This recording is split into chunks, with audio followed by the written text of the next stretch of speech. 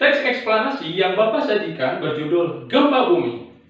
Teks eksplanasi ini sudah Bapak bagi menjadi 3 bagian sesuai dengan struktur teks eksplanasi. Pada paragraf pertama merupakan bagian pernyataan umum karena menjelaskan proses gempa secara umum, tidak secara terperinci. Kemudian pada paragraf kedua merupakan bagian depth penjelas atau sebab akibat. Pada bagian ini, gempa dijelaskan secara terperinci, mulai dari asal gempa, dampak gempa, dan adanya ciri-ciri khusus, yaitu adanya kata penghubung sebab akibat, yaitu karena dan sehingga. Kemudian pada paragraf ketiga merupakan bagian kesimpulan, karena bagian ini merupakan penjelasan akhir dari seluruh teks eksplanasi yang berjudul Gempa Bumi. Anak-anak, demikianlah penjelasan Bapak mengenai materi teks eksplanasi. Semoga dengan penjelasan Bapak tadi dapat meningkatkan pengetahuan kalian mengenai struktur teks eksplanasi.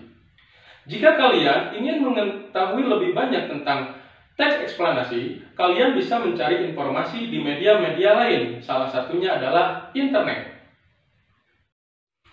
Anak-anak, pasti kalian sudah tahu bahwa internet dapat digunakan jika adanya listrik. Menurut kalian, bagaimana ya energi listrik dapat sampai ke rumah kalian? Apakah dari dalam tanah? Atau dari kabel-kabel yang melintasi rumah kalian?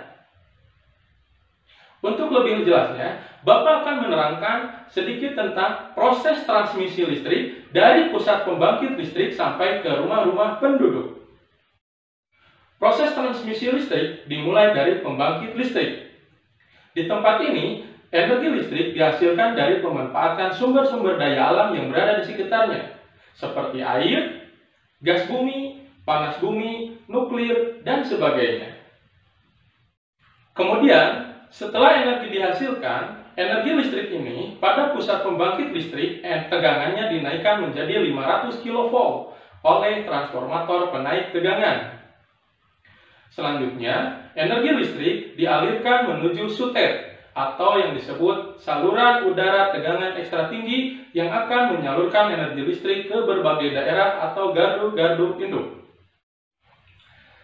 Selanjutnya, pada gardu induk, energi listrik diturunkan tegangannya menjadi 20 kV oleh transformator penurun tegangan.